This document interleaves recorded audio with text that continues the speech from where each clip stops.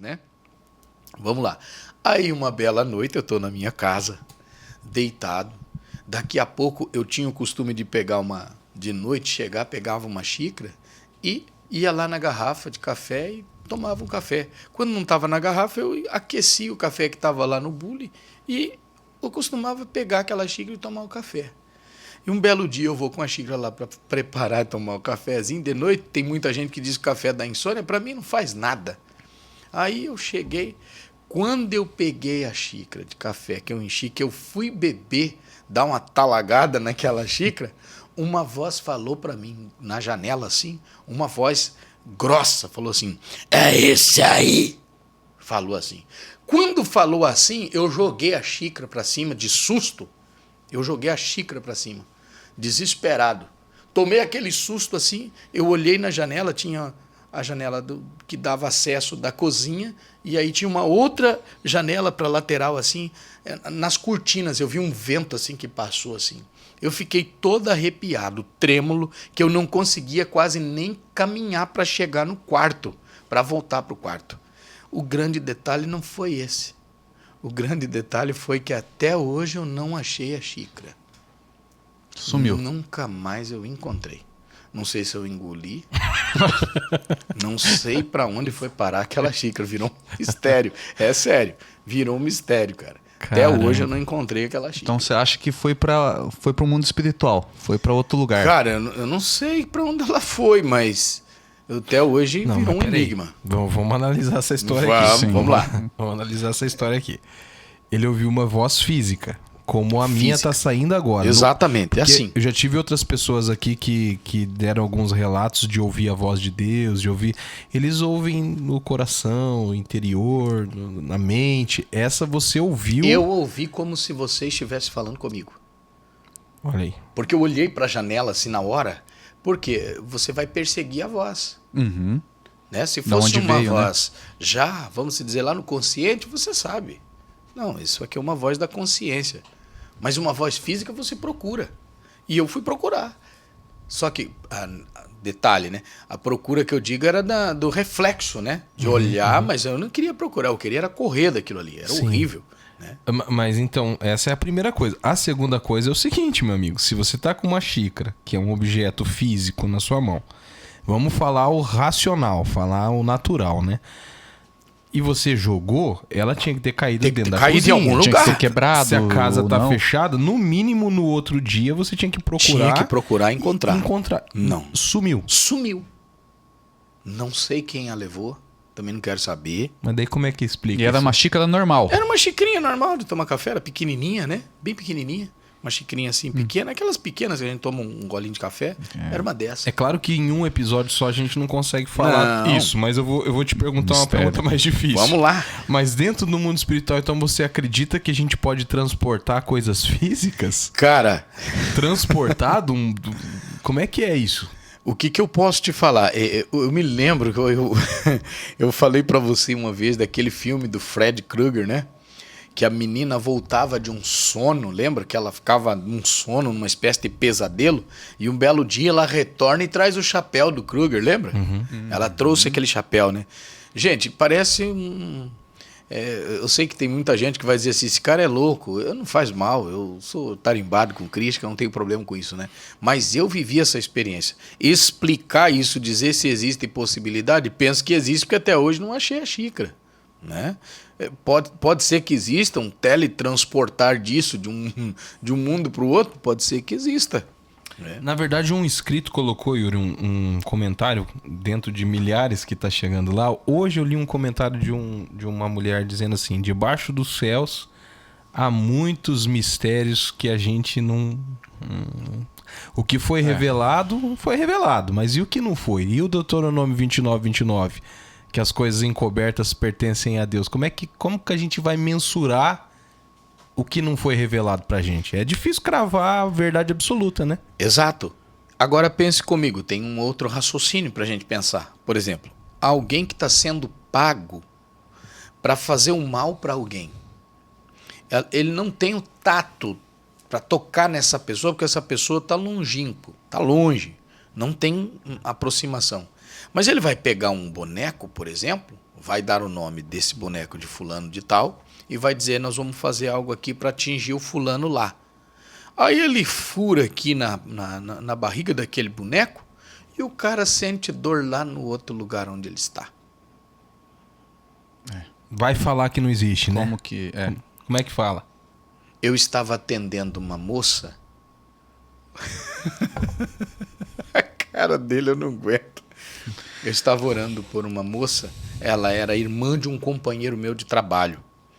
E eu não vou citar o nome dele por ética. Ele disse para mim, cara, a minha irmã ela fica sobre uma opressão de espíritos. Ela está vivendo um ataque espiritual muito forte. E eu disse, não, eu vou lá. Eu trabalhava na empresa, eu fui lá. Quando eu cheguei lá para orar por ela, o espírito que possuía ela disse na boca dela assim, daqui eu não saio e eu vou fazer um estrago no meio da família dela. Eu disse, em nome de Jesus, você não vai. Tudo que você havia feito vai parar hoje aqui. Ele disse, aquele espírito disse na boca dela assim, então eu duvido você me parar. Eu vou matar o fulano de tal agora. Ele está vindo de moto pela BR tal. Eu vou matar ele agora. Eu disse, em nome de Jesus, você não vai. Espírito da morte, sai agora. Você não vai tocar nessa pessoa. Terminei de fazer aquele exorcismo, mandar aquele espírito embora. Passado mais ou menos uns 15 ou 20 minutos, o telefone tocou. O que havia acontecido? A pessoa que ela havia citado sofreu um acidente de moto, quebrou a perna. Aí eu fiquei pensando, eu disse, se nós não tivéssemos repreendido aquele espírito de morte, o inimigo tinha tirado a vida do rapaz. De fato, como falou na boca daquela moça. Mas naquele exato momento, a oração, a palavra de repreensão pela autoridade do nome de Jesus, limitou o adversário de matar a vida daquele rapaz, tirar a vida daquele rapaz. Mas ele teve a consequência de sofrer um acidente ali. Por muito pouco não morre. E aí? Como é que se explica isso, né? Não tem explicação, né? Na verdade, Assim. com todo esse crescimento, Yuri, na rede, eu percebi que, cara, mais de 80% das pessoas que comentam, elas cravam verdades absolutas. Elas falam, não, é assim e é assim e pronto, acabou. E não acredita. Não acredito, né? Verdade absoluta é uma coisa meio complicada pra gente quando vai debater o mundo espiritual, né, pastor? É muito difícil. Você não tem como precisar uma coisa que você não tem contato diretamente com ele, porque ele é um caminho que você transita em espírito e não em corpo. Entende? Como que você vai falar de uma coisa que você não pode colocar o corpo lá? Você não pode dizer assim, estou caminhando dentro do mundo espiritual. Não tem como, entende? Então, parece que tudo que você diz, pelo fato de ser um ambiente de não ter acesso de todo mundo, a grande maioria fica restringida, fica com medo, dizendo, eu não sei, eu ouvi fulano falar, mas isso parece que é meio história, eu não consigo ver isso. Mas... não sei se dá para dizer isso, né? Graças a Deus, boa parte de pessoas tiveram experiências, ainda que dolorosas, nessas questões, mas elas sabem de que isso não pode ser de forma nenhuma negligenciado, dito não pode ser. Acontece, gente, esse mundo é um mundo real, tão quanto é real o mundo material. Com certeza. Yuri, quando a gente era criança, você lembra? Eu não sei, você não vai lembrar, mas... A minha memória, galera, é ruim demais, cara. Você lembra que o pai levava a gente pra cortar o cabelo num lugar que tinha um quadro? Não lembro nem de cortar o cabelo. Imagina ainda lembrar de um quadro. Ele levava a gente pra cortar o cabelo num lugar onde tinha um quadro com um dinossauro atravessando a rua.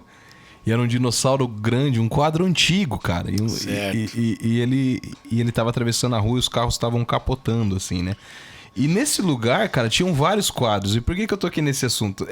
Antigamente tinha uns quadros que eles eram meio sinistros, cara. Eu lembro desse quadro. Você lembra do quadro Eu do dinossauro? lembro. Ele era 3D, tipo Que ele 3D, vira assim, sei lá, 2D, 3D. O meu pai também tinha um quadro que era de um homem chegando num cavalo e tinha uma mulher na Isso, sacada. É clássico também, né? Claro. São quadros clássicos, né? E o pastor teve uma experiência com um quadro desse de uma menina num balanço. Misericórdia. Como é que foi essa experiência do quadro, pastor? Então, essa é uma história assim que Foi uma experiência que eu vivi num bairro aqui na cidade e que foi assustador, né? Eu cheguei numa casa e para orar naquela casa e havia uma perturbação naquele ambiente, naquela casa, numa casa totalmente perturbada e nós começamos a orar e lá tinha um quadro. Eu cheguei e tinha um quadro desses quadros 3D, sei lá se é 3D ou é 2D, né? Que você vai um pouquinho pro lado, ele parece se movimentar, né? Ele tem ângulos diferentes. Nossa, dá arrepio só de lembrar desses quadros. Gente do céu, que absurdo. Deus me livre. Aí eu olhei assim, tinha um quadro assim. Então, nesse quadro, tinha uma pessoa balançando aquele quadro. Balançando. Então, quando você olhava por um ângulo, o balanço ia. Quando você mexia um pouquinho o ângulo, aquele balanço voltava, né? Então você via a ação de empurrar o balanço, ele indo, e quando você voltava, o balanço estava voltando. Eu olhei aquela pessoa empurrando, o balanço estava vazio, ok. Aí eu olhei aquele quadro, porque quando eu chego numa casa para orar, eu observo tudo ali, eu fico de plantão ali, observando tudo, monitorando tudo aquilo.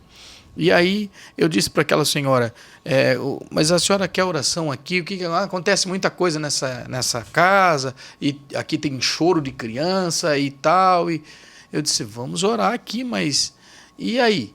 Ela disse, e aí eu não tenho paz nessa casa aí. Era uma casa complicada, só de pisar naquela casa eu não vou esquecer, me arrepiava tudo. Aí ela disse, e aconteceu uma coisa esses dias aqui, e exatamente aí nesse quadro. Eu disse, como assim? Ela falou, eu comprei esse quadro há algum tempo e tal. O senhor percebeu esse quadro? Eu digo, sim, eu estou vendo uma pessoa e tal. Ela falou, pois é, tinha uma criança naquele balanço. Ih, rapaz. Aí eu, quê? Como assim? Ela falou, sim, tem uma criança. E desde que essa criança desapareceu desse quadro, eu escuto barulho de criança, choro de criança aqui dentro dessa casa, gritos. E é horrível. Aí eu falei, meu Deus, era um caso assim que eu nunca havia pego, nunca havia experimentado, tido uma experiência daquela, né? Eu disse, então nós vamos ter que orar aqui, eu vou levar esse quadro, vamos desfazer, vamos quebrar isso aí, não sei o que vamos fazer, era um início, né? Mas nós vamos orar aqui, vamos repreender toda a perturbação que tinha. Nessa época eu era inexperiente em como agir em casos como esse, né? Trabalhar em coisas que hoje a gente sabe, né? Mas naquela época eu não sabia absolutamente nada, eu estava cru ainda para mexer, para lidar com isso. Mas foi o que aconteceu e, de fato, ela contou isso e eu fiquei impressionado com aquilo. Foi um caso Sai terrível. fora.